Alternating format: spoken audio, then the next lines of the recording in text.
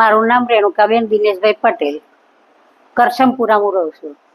આ ઘટના ઘટી અમારા ઘરેથી 2 જણા દોટ કાઢીને ગયા, ગાડી બાઇક લઈ, એક્ટિવા લઈ. એમાં મારો દીકરો પાછળ પાછળ ગયો, મારા દીકરાને છોડાવવા ગઈ. એમાં એમને લોકોએ ઢેખારા મારો પથ્થર મારું કરે, એમાં મને પથ્થર વાગ્યો, હું પડી ગઈ એટલે માથામાં સહેજ વાગ્યું, ચક્કર આવ્યા અને મને બે વખત વોમિટ થઈ. અને પછી મને દાખલ કરાય. જેવો મારો છોકરો ઊભો કરવા જાય ને એને મારું દોરું તોડી નાખ્યો એને, અને લઈને પછી દવાખાનામાં આવ્યા. સાહેબે કહ્યું કે દાખલ કરવો, એટલે દાખલ થયા અમે. સામે પક્ષે કોણ હતું? સામે પક્ષે મારા આ હરિયાભાઈનો છોકરો, હરીશભાઈનો જતીન, પછી કિશનભાઈ માધાનો છોકરો, પછી માધાભાઈનો એક છોકરો હતો, હોકાભાઈનો એક છોકરો. 4-5 છોકરા હતા. કયા સમાજના છે? એ રબારી સમાજ. અમે લલિતાબેન રબારી હતા.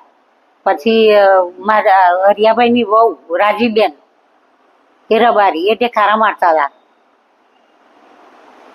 રબારીનો વૈરો છોકરીઓ બધી ઢેખારા મારતી હતી અને છોકરાઓ બધા ડોબો લઈને આવ્યા હતા. કયા કારણોસર હુમલો કરવામાં આવ્યો છે?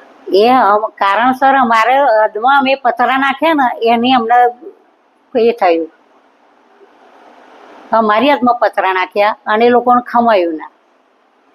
કેટલા વાગે ગઈકાલે ઘટના બની? 8 વાગ્યા પછી. 8.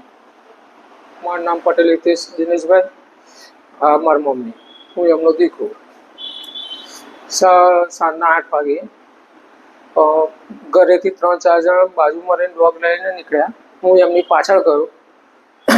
કાલે જે અમે વાડ કરી એના તોડવા બાબતે એ લોકોએ કકરાટ કર્યો અને પછી એ 3 જઈને બીજા વધારને લઈને આવ્યા, મારામારી કરી અને પથ્થર મારો કર્યો. પથ્થર મારામાં મારી મમ્મીને ઈજા, પગે પથ્થર વાગ્યો, એ પડી ગઈ.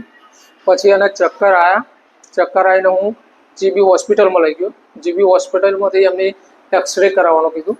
ત્યાંથી અમે શિફ્ટ થઈને શિવાલિકમાં આવ્યા. શિવાલિકમાં એક્સરે કરાવ્યો અને ચક્કર અને વોમિટિંગના લીધે મારી મમ્મીને એડમિટ કરવી પડી. અને આમાં પછી દવાખાના આવ્યા પછી ખબર પડી કે મારો જે દોરો હતો તે આ માર જૂથમાં એ લોકોના લીધે દોરો મારો તૂટી ગયો, પણ અત્યારે હાલમાં મળતો નથી. અને આજે સવારે હું ઘરે ગયો ત્યારે એ લોકો દ્વારા વાતો કરતા હતા કે તમને પોલીસ 4 દિવસ બચાવશે, 5 દિવસ બચાવશે, પછી કે તમને કોણ બચાવશે, એવી ધમકીઓ આપતા હતા. એટલે મારી વાઈફને એ બી ગયા, તે મને જણાવ્યું એમને.